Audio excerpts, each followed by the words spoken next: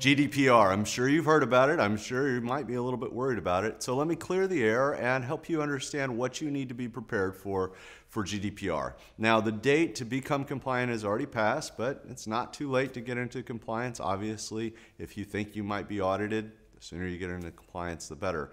What GDPR is it's new laws about data privacy that affects EU citizens.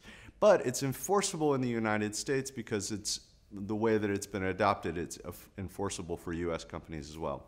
Even if you aren't physically located in the EU, you could still be liable and you still need to be concerned about GDPR. So what it is laws around how we deal with customer information, personal information like credit cards, name, but it goes a lot deeper than that because those things were already covered by PCI compliance. This goes into things like sexual orientation, even somebody's IP address. All these things become protected information, and you have to have very stringent processes around how you store that data. So who does it really affect? It affects your IT team, obviously. It affects your cloud service provider if you store data in the cloud, or your IT service provider that provides you physical hosting environments. How you store that data becomes very important, and how that data is secured from an encryption point of view becomes very, very important.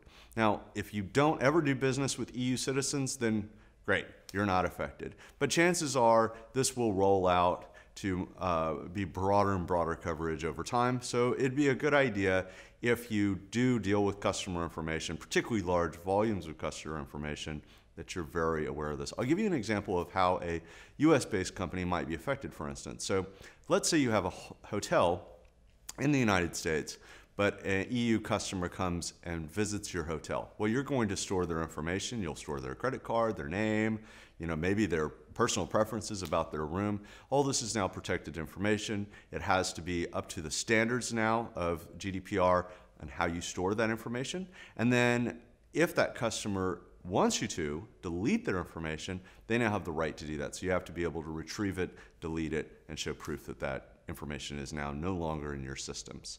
So those are just a few of the things to be aware with GDPR. It is pretty sweeping and the penalties are pretty strict. So if you have a large organization specifically, it becomes a really, really big deal.